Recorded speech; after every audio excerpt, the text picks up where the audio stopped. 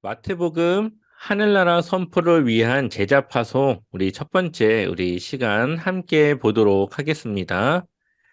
우리가 지난 시간 함께 나누었던 내용 중에 제일 마지막 부분에 대한 말씀인데요. 한번 우리 같이 읽어볼게요. 37절과 38절 함께 읽어보겠습니다. 이에 이에 제자들에게 제자들에게 이르시되 추수할 것은 추수할 것은 많되 많되 일꾼이 일꾼이 적으니 적으니 그러므로 그러므로 추수하는 주인에게 추수하는 청하여 주인에게 청하여 추수할 추수할 일꾼들을 일꾼들을 보내주소서 보내주소서 하라 하라 하시니라. 하시니라. 아멘. 이렇게 우리가 9장을 마무리하였습니다. 이 이야기와 같이 이제 예수님께서는 추수할 일꾼들로 제자들을 세상으로 파송하게 되어지죠. 이제 주님의 복음을 또 하나님 나라의 그런 복음을 전하기 위한 주님의 제자로서 사도들로서 보냄받은 자들로 이제 보내시게 되는데 그 내용을 함께 우리 보도록 하겠습니다. 우리 한번 10장 1절 같이 읽어볼까요? 함께 읽겠습니다. 예수께서 예수께서 그의 그의 열두 열두 제자를 제자를 부르사 부르사 더러운 더러운 귀신을 귀신을 쫓아내며 쫓아내며 모든 모든 병과 병과 모든 약한 것을 모든 약한 고치는 것을 권능을 고치는 주시니라. 권능을 주시니라. 아멘. 이제 이 마태는 12제자가 다 결성이 되었고 그 12제자를 주님께서 이제 복음을 전할 주님의 제자로 부르셨다라고 말하고 있습니다. 예수님께서 이들을 보내시는데 이제 그들을 부르셨고 이제 보내시는데 더러운 귀신을 쫓아내고 무엇을 한다고요? 모든 병과 모든 약한 것을 고치는 권능을 주셨죠. 근데 이 모든 병과 모든 약한 것을 고치는 권능은 누구의 것일까요? 바로 예수님이 가지고 있던 권능이었습니다. 예수님의 권능을 제자들에게 주었고 그들로 하여금 예수님의 자리를 대신할 수 있도록 하신 것이죠. 우리 한번 9장 35절 읽어볼까요? 같이 읽어보겠습니다. 예수께서 예수께서 모든 모든 도시와 도시와 마을에 두루 마을에 두루 다니사 다니사 그들의 회당에서 그들에게서 가르치시며 가르치시며 천국 천국 복음을 복음을 전파하시며 전파하시며 모든 모든 병과 병과 모든 모든 약한 약한 것을 것을 고치시니라. 고치시니라. 아멘. 이것이 바로 예수님께서 천국 복음을 전파하셨던 내용인데 모든 병과 모든 약한 것을 고쳤던 예수님의 권능을 지금 제자들에게 주었고 그러한 일들을 제자들을 통해 할 수 있도록 이제 그들을 보내시는 것이죠. 여기에 천국 복음을 가르치는 내용은 빠져 있습니다. 그 이유는 아직은 이 제자들이 천국 복음을 가르칠 수 있는 그러한 지적인 능력을 갖추지 못했기 때문인데 이 명령은 이제 마태복음 28장 제일 마지막 절에 모든 민족으로 제자를 삼아 아버지와 아들과 성령의 이름으로 세례를 주고 그들을 가르치고 지키게 하라는 그 명령 속에 이제 가르침과 함께하는 그러한 천국 복음을 전파하는 사명을 주시는 것을 볼 수가 있죠. 자, 이제 12사도의 이름이 나오게 되는데요. 우리 한번 네, 한번 읽어볼까요? 같이 2절 읽어보겠습니다. 열두 열두 사도의 사도의 이름은 이름은 이러하니 이러하다. 베드로라 하는 시몬을 베드로라 하는 비롯하여 시몬을 그의 비롯하여 형제 그의 형제 안드레와 안드레와 세베대 세베대 아들 아들 야고보와 야고보와 그의 그의 형제 형제 요한. 요한. 아멘.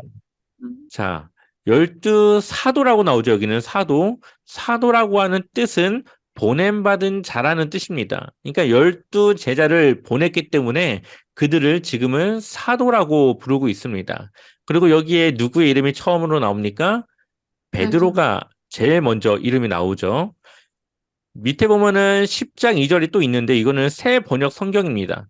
새 번역 성경은 이 히브리어를 직역한 이제 성경인데 여기에는 베드로라고 하는 이름 앞에 뭐라고 써 있습니까? 첫째로라고 하는 말이 써 있죠. 이것은 베드로가 첫 번째로 기록되어진 이름이라는 것도 포함된 의미지만 베드로는 모든 제자의 첫 번째였습니다. 늘 예수님의 12제자의 대표성을 가진 사람은 바로 이 베드로예요. 그래서 예수님의 12제자 이름을 거론하고 있는 다른 복음서에서도 베드로는 늘 항상 맨 앞에 자리하고 있는 것을 우리는 볼 수가 있습니다. 그래서 베드로는 모든 12명의 제자들 중에 대표를 가진 대표성을 지닌 그런 제자라는 것을 우리가 기억하면 좋겠습니다. 자, 그리고 또 이어서 또 이제 이름이 나오는데요. 빌립과 바돌로메, 도마와 세리마테, 알페오의 아들 야고보와 다데오, 가나나인 시몬 및 가룟 유다, 곧 예수를 판 자라. 여기서 마지막에 가룟 유다에 대해서는 모든 제자들이 예수를 판 자라는 그러한 별칭을 붙여놓고 있습니다. 여기 보면 바돌로메와 다데오라고 하는 두 사람이 있죠. 아마 여러분들도 들어는 봤을 거예요. 근데 바돌로메가 누군지, 다데오는 또 누군지 우리가 사실 잘 모르고 넘어가는 경우가 있는데, 어, 보통 이 바돌로메는 요한복음에 나온 나다나엘로 보고 있습니다. 요한복음 1장 48절을 보면 나다나엘이 이르되 어떻게 나를 아시나이까? 예수께서 대답하여 이르시되 빌립이 너를 부르기 전에 내가 무화과 나무 아래 있을 때에 보았노라. 아멘. 빌립이 예수님을 만나고 나서 나다나엘을 부르러 갑니다. 이때 나다나엘을 이제 언급하게 되는데 그때 나다나엘이 예수님께 왔을 때에 예수님께서 빌립이 너를 부르기 전에 이미 내가 너를 무화과 나무 아래서 보았다라고 말을 해요. 근데 이 나다나엘이 나중에 예수님께서 부활한 이후 이제 예수님을 만나는 그 자리에 함께 있는 걸로 기록합니다. 요한복음 21장 2절 읽어볼까요? 함께 읽겠습니다. 시몬 베드로와 디두모라 하는 도마와 갈릴리 가나 사람 나다나엘과 세베대의 아들들과 또 다른 제자들이 함께 있더니 아멘. 예수님의 제자들이 예수님 부활한 예수님을 만나는 그 자리에 누가 같이 있습니까? 지금 나다나엘이 같이 있죠. 그걸로 봐서는 바돌로메가 바로 이 나다나엘을 지칭한다고 대부분의 학자들과 또 전통적인 성경의 관점에서 그렇게 보고 있습니다. 또한 다데오는 누가복음에서는 야고보의 아들 유다라고 표현된 제자가 있는데 바로 이 유다가 이제 야고보의 아들 유다라고 표현된 이 유다가 바로 다데오를 지칭하는 것이라고 보고 있습니다. 이렇게 해서 12명의 제자들에 대한 이해를 함께 보았습니다. 이제 두 번째로 선교 수행을 위한 교훈인데요. 그동안은 그 전에는 12명의 제자가 어떠한 사람들인지를 보았다면 이제는 예수님께서 선교 수행을 위해서 이들이 알아야 될 것에 대해서 가르쳐 주십니다. 5절을 읽어볼까요? 5절 함께 읽겠습니다. 예수께서 그래서 이 이 열둘을 열둘을 내보내시며 내보내시며 명하여 명하여 이르시되 이르시되 이방인의 길로도 가지 말고 사마리아인의 고을에도 들어가지 말고 오히려 아멘. 이스라엘 네. 지금 예수님께서 무엇을 주의하라고 하고 있죠? 이방인의 길로도 가지 말고 사마리아인의 고을에도 들어가지 말라. 지금 이들이 무엇을 전하기 위해서 지금 나가는 거예요? 하나님 나라의 복음, 예수님께서 전하신 천국 복음을 전하기 위해서 나가는데 이방인들에게는 가지 말라고 제안을 둡니다. 어디로 가라고요? 그래서 6절 이스라엘 집에 잃어버린 양에게로 가라. 이제 9장을 보게 되면은 목재 없는 양과 같은 그런 모습으로 이스라엘을 표현하시는데 그와 연관해서 잃어버린 양, 하나님께서 먼저 선택한 그러한 이스라엘을 향해 가라고 말씀하고 있습니다. 이것은 예수님께서 이방인에 대한 선교 사역을 원하지 않는다기보다는 하나님께서 이스라엘을 먼저 택하셨고 그들에게 먼저 이 천국 복음을 전하심을 통해 그 복음을 먼저 받아들이고 먼저 그 복음을 따라 살아갈 기회를 주는 것이죠. 그래서 이방인들에게 가지 말고 이스라엘의 집을 찾아가라고 말하고 있습니다. 그렇다면 예수님이 이방인을 향해서 복음을 안 전하셨냐? 전하긴 전하셨지만 성경을 잘 보시면 예수님이 이방인을 찾아간 게 아니라 이방인들이 예수님을 찾아왔기 때문에 그들에게 예수님의 그러한 기적의 능력을 행하셨던 것을 보게 됩니다. 또한 예수님은 그들을 약간 좀 퉁명스럽게 대합니다. 하지만 이방인들은 믿음으로 예수님의 그러한 반응에도 불구하고 믿음을 보였고 예수님은 그들의 믿음을 따라 예수님의 능력을 나타내는 것을 보게 됩니다. 이런 면에서 봤을 때 예수님의 사역의 우선적인 초점은 바로 이스라엘을 향해 있었다라는 것을 우리는 보게 되죠. 그리고 우리가 사도행전을 넘어가면서 이제는 예수님의 그러한 복음의 사역이 이방인들에게로 넘어가는 것을 보게 됩니다. 7절을 보니까 무엇을 전합니까? 천국이 가까이 왔다. 세례 요한이 예수님을 먼저 이야기하기 전에 회개하라, 천국이 가까웠다라고 얘기를 했고, 예수님도 복음 사역을 하기 전에 회개하라, 천국이 가까웠다라고 이야기를 하죠. 그리고 또 제자들이 나가서 전해야 될 것이 바로 천국이 가까이 왔다라는 바로 그러한 복음을 전하는 것입니다. 또한 8절을 보니까 이들이 병자를 고치고 죽은 자를 살리고 나병 환자를 깨끗하게 하고 귀신을 쫓아내는데 너희가 거저받았으니 거저주라. 이들의 능력은 누구에게로부터 왔습니까? 예수님에게로부터 왔죠. 예수님은 그들에게 대가를 받고 그들에게 권능을 준 것이 아니라 그들이 복음을 전할 수 있도록 그냥 그 능력을, 권능을 주신 겁니다. 그렇기 때문에 병든 자를 고치는 데 있어서 그 사람들에게 그것에 대한 대가를 받지 말라는 것입니다. 여기서 우리가 좀 오해하지 말고 잘 이제 이해를 해야 되는데요. 누군가가 와서 제가 100만 원을 드릴 테니 병든 자를 살려주십시오 라고 하면은 그것은 안 되는 거예요. 하지만 누군가를 고쳐주었는데 그 사람이 감사의 표시로 무언가를 줄 때는 그거는 괜찮은 겁니다. 그러니까 목적이 대가를 위한 것이냐, 복음을 전하기 위한 것이냐에 이제 목적이 있는 건데, 실제 생활에선 그거를 잘 구분하기는 어렵겠지만, 대가를 받기 위해 복음을 전하는 것이 아니라, 복음을 전하기 위해 했을 때에, 그러한 거저주는 그러한 대가를 통해서 이 제자들은 복음을 전할 그러한, 어, 것들을 얻게 되는 거죠. 이 다음 구절을 한번 같이 볼게요. 9절과 10절 같이 읽어보겠습니다.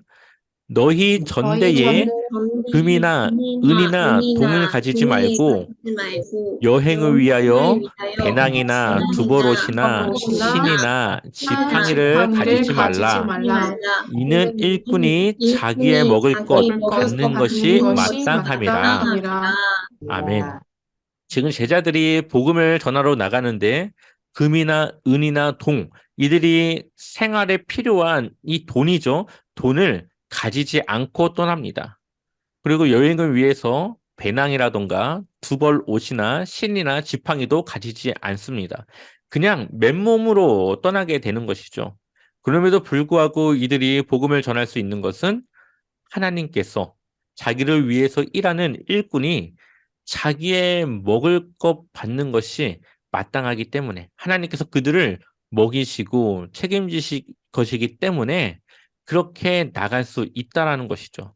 앞서 말씀드렸다시피 이들이 죽은 자를 일으키고 또 병든 자를 고칠 때에 그것에 대한 감사로서 표시를 하는 그런 사람들을 통해서 이들이 필요한 것을 쓸 수 있고 먹을 것을 얻을 수 있는 그러한 일들을, 그러한 상황들을 하나님이 주시겠다라는 것이죠.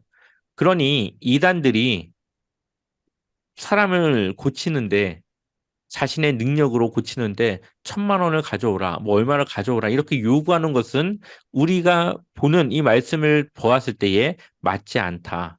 하지만 누군가를 고쳐주었는데 그것이 너무나도 감사해서 감사의 표시를 하는 것은 괜찮다. 이러한 것들을 우리가 잘 구분을 해서 보아야 될 것입니다.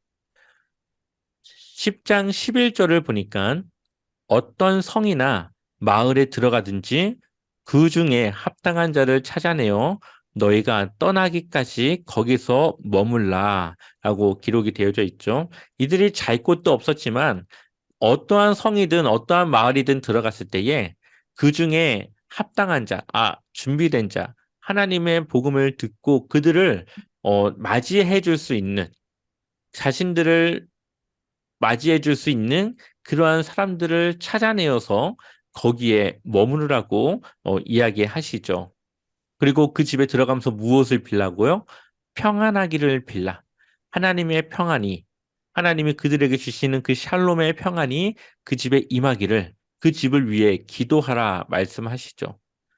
만약에 그 집이 이에 합당하면 너희가 그렇게 평안하기로 빌었던 그 빈 것이 그 집에 임하지만 만약에 그것이 합당하지 않으면 그 평안이 그것을 빌었던 제자들에게 돌아온다.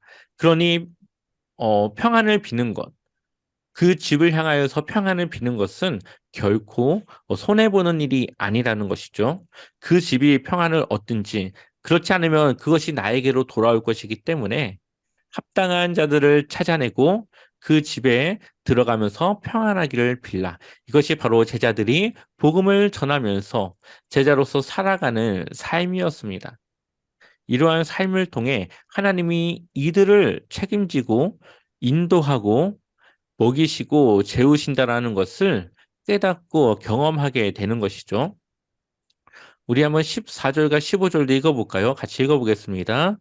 누구든지 누구든지 너희를 너희를 영접하지도 영접하지도 아니하고 아니하고 너희 말을 너희 말을 듣지도 듣지도 아니하거든 아니하거든 그 그 집이나 집이나 성에서 성에서 나가 나가 너희 발의 먼지를 떨어버리라.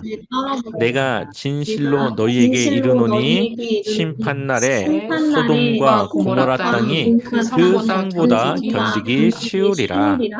아멘. 근데 그 중에는 영접하지 아니하는 사람들도 있지 않겠습니까? 합당한 줄 알고 갔는데 영접하지 않고 내보내는 사람들이 아마 있을 겁니다. 그럴 때는 집이나 성에서 나가서 발의 먼지를 떨어버리라고 말씀하고 있죠. 이것은 그 책임을 바로 그 사람들에게 지운다라고 하는 이런 표시입니다. 그러한 뜻입니다. 그래서 결국은 그 심판을 그들이 견뎌내야 되는데 그 심판을 견디는 것이 소돔과 고모라 땅이 심판을 받은 것보다 견디기 어렵다고 말씀하고 있죠. 그러니 그 심판을 견딜 수 있다는 겁니까? 없다는 겁니까? 없다는 거죠. 결코 하나님의 복음을 들고 가는 이 제자들을 맞이하고 영접하면 심판날에 피할 수 있는 하나님의 복음을 듣는 것이고 그것을 영접하지 않으면 심판날에 피할 수 있는 복음을 얻지 못하게 되는 것입니다. 그러니 제자들을 영접하는 집은 축복이 있고 그렇지 않은 집에는 하나님의 심판이 임하여지게 될 것이라고 이야기하고 있는 것이죠. 그러니 이 제자들에게 너희가 가는 곳, 너희가 주고자 하는 것이 얼마나 가치 있고 중요한 건지를 깨닫고 정말 그것을 그들에게 전하기 위하여서 열심으로 일하고 어떠한 집이든지 그 복음을 들고 가라라는 그런 메시지를 주고 있는 겁니다. 하지만 이들이 전하는 하나님 나라에는 반드시 박해가 뒤따른다는 것을 이야기하시죠. 예수님 또한 주님의 하나님의 나라의 복음을 전하였지만 그로 인하여서 결국 박해를 받으시고 십자가를 지지 않으셨습니까? 바로 제자들 또한 아주 좋은 하나님 나라의 복음을 전함에도 불구하고 결국은 이리와 같은 그러한 사람들 때문에 박해를 받을 것을 경고하고 말씀하고 있습니다. 16절을 읽어보겠습니다. 함께 읽겠습니다.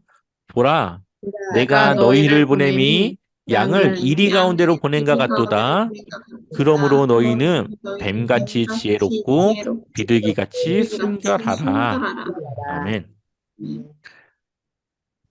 이 그리스도인들만 봐도 얼마나 세상을 순진하게, 얼마나 깨끗하게 살아갑니까? 그런데 그러한 사람들을 탐내는 사람들이 또 있다는 거죠, 세상은. 그것과 같이 제자들이 하나님의 복음을 가지고 나가는데 그것을 물어뜯기 위해 그들 가운데로 오는 이리와 같은 자들이 있다라는 겁니다. 그때 당시 종교 지도자들이 약간 그랬죠. 그렇기 때문에 이들에게 두 가지를 요구하는데 첫 번째는 뱀 같은 지혜로움, 두 번째는 비둘기 같은 순결함을 가지라고 말하고 있습니다. 순결하지 못한 지혜로움은 어 약간 뭐라고 해야죠? 악의적인 약간 세상을 약 어, 얍삽빠르게 살아가는 그러한 모습과 같고요.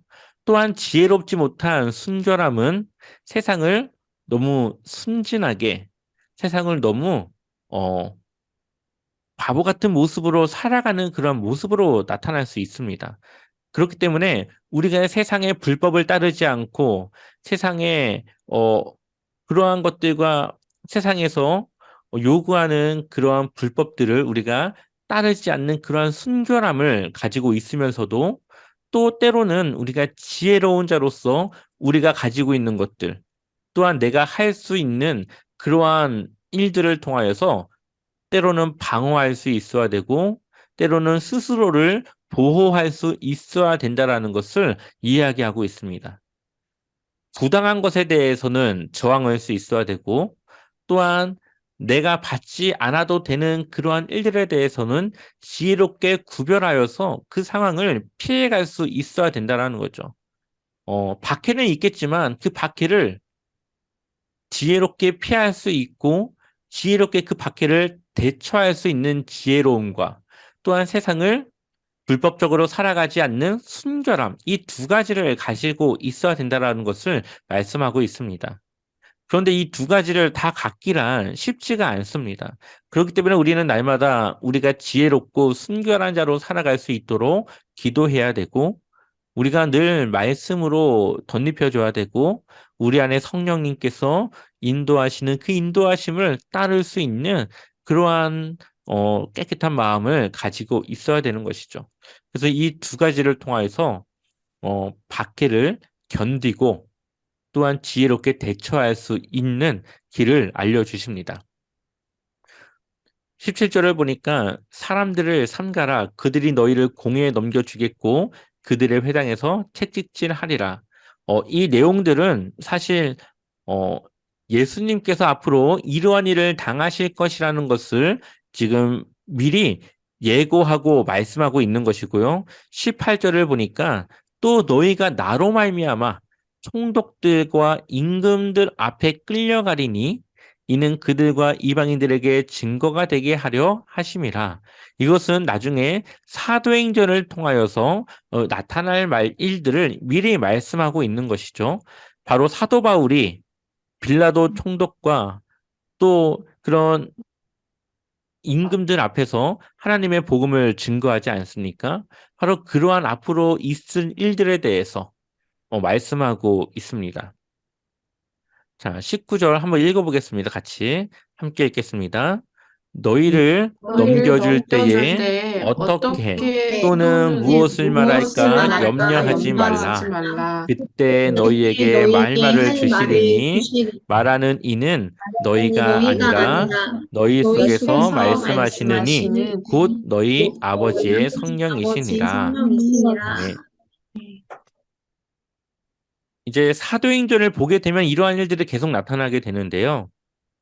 베드로가 잡혔을 때에 그 전에는 주눅 들고 두려워했던 그가 하나님의 복음을 전하며 자신이 사람이 아니라 하나님의 말을 따라야 된다라는 것을 이야기를 하고요. 사도 바울이 잡혔을 때에 자신을 변호한 것이 아니라 하나님의 복음을 전하면서 어떻게든 하나님의 복음이 전파되어지는데 자신이 쓰임받을 수 있도록 그렇게 그 상황들 속에서 할 말을 했던 것을 보게 됩니다. 이것은 그들의 생각이기도 했겠지만 하나님께서 성령을 통해서 그들에게 주시는 그 말씀들을 그들이 담대히 전했다라는 것을 우리는 기억해야 되겠죠. 우리가 세상 사람들을 만날 때 사람들은 기독교에 대해서 그리스도인들에 대해서 좋지 못한 말들을 하고 자신은 그런 것 때문에 교회를 다닐 수가 없다라고 말할 때 여러분들은 뭐라고 하시겠습니까? 우리는 그럴 때를 대비해서 언제나 하나님의 말씀을 기억하고 있어야 되고, 언제나 그러한 사람들에게 어떠한 말을 전해야 될지를 알게 해달라고, 그런 지혜를 달라고 우리는 기도해야 되는 것입니다. 그래서 그러한 상황 속에서 우리가 전해야 될 말들을 우리가 할 수 있도록 우리는 준비되어져 있어야 되는 것이죠. 이처럼 사도 초대교회 당시에 이러한 일들이 예수님의 제자들을 통하여서 사도 바울을 통해서 나타났던 것들을 보게 됩니다.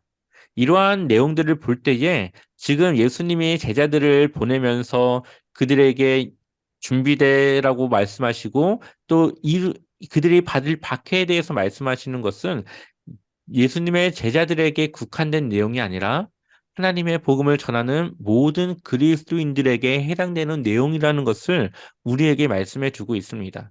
그러니 지금 이 말씀들이 단순히 예수님의 제자들에게만 전하는 것이 아니라 지금 우리에게도 동일하게 말씀하고 있는 것이죠. 그래서 우리가 할 말을 준비해야 되고 또한 우리 마음속에 주시는 그 말씀을 우리가 기억해야 되고 또한 우리가 늘 지혜롭고 순결할 수 있도록 우리가 늘 그렇게 준비되어져 있어야 된다라고 말씀하고 있습니다. 또한 그 복음을 통해서 가족이 분열을 하게 된다라고 말씀하십니다. 21절을 보니까 장차 형제가 형제를 아버지가 자식을 죽는 데 내주며 자식들이 부모를 대적하여 죽게 하리라. 또 22절에 또 너희가 내 이름으로 말미암아 모든 사람에게 미움을 받을 것이나 끝까지 견디는 자는 구원을 얻으리라. 실제로 이 사도행전을 보게 되면은 이 복음을 전하는 것들 위해서 또한 복음을 지키기 위해서 이러한 일들이 일어나는 것을 보게 됩니다. 하지만 부활의 믿음으로 그 모든 상황들을 끝까지 견디는 자에게는 구원을 얻을 수 있다라고 하는 그 믿음으로 우리는 끝까지 견딜 수 있는 것이죠. 그래서 복음이 가족을 하나가 되기도 하지만 때로는 그 복음을 받아들이지 못하는 가족이 있을 경우에는 그 가족이 또 하나가 되지 못하게 되는 것이기도 합니다. 이러한 상황 속에서 우리가 해야 될 것은 여러 박해와 어려움 속에서 구원을 기다리며 부활을 소망하며 끝까지 견디는 믿음을 가지고 있어야 된다라고 말씀하고 있습니다. 23절 같이 읽어보겠습니다. 이 동네에서 동네에서 너희를 너희를 박해하거든 박해하거든 저 저 동네로 동네로 피하라. 피하라. 내가 내가 진실로 진실로 너희에게 너희에게 이르노니 이르노니 이스라엘의 이스라엘의 모든 동네를 다니지 못하여서 인자가 오리라. 아멘. 예. 사실 제가 성경을 보면서 이 부분이 이해가 잘 되지 않았던 부분 중에 하나입니다. 또한 성경 학자들 사이에서도 이 말씀은 여러 가지 의견을 가지고 있는 말씀이에요. 이스라엘의 모든 동네를 다니지 못하여서 인자가 오리라. 예수님께서 오신다라는 내용인데 예수님이 아직까지도 오지 않으셨는데 그렇다면 이 내용을 우리는 어떻게 이해해야 되느냐? 학자들의 공통적인 의견은 이 말씀의 배경이 되는 말씀이 있는데요. 다니엘서 7장입니다. 한번 같이 읽어볼까요? 7장 13절, 14절 같이 읽어보겠습니다. 내가 또 밤 환상 환상 중에 보니 인자 같은 이가 이가 하늘 구름을 하늘 타고 구름을 타고 와서 와서 옛적부터 항상 옛적부터 계신 항상 이에게 계신 이에게 나아가 그 나아가 앞으로 그 앞으로 인도됨에 인도됨에 그에게 그에게 권세와 권세와 영광과 나라를 영광과 주고 나라를 주고 모든 모든 백성과 백성과 나라들과 다른 나라들과 언어를 다른 언어를 말하는 말하는 모든 모든 자들이 자들이 그를 섬기게 그를 하였으니 그의 그의 권세는 권세는 소멸되지 소멸되지 아니하는 영원한 아니하는 권세요 영원한 그의 권세요. 나라는 그의 나라는 멸망하지 멸망하지 아니할 아니할 것이니라. 것이니라. 아멘. 어, 이 앞서 보았던 어, 인자가 오리라라고 하는 내용을 우리가 보통은 하늘에 계신 그 예수님께서 이 땅으로 온다라는 내용으로 이해를 하지만 이 다니엘서를 통해서 보게 되면은 인자 같은 이가 하늘 구름을 타고 와서 옛적부터 항상 계신 이에게 나아가. 그러니까 누구한테 가는 거예요? 하나님께 가는 거죠. 그러니까 예수님이 땅에 있다가 하늘로 가는 것을 의미하고 있어요.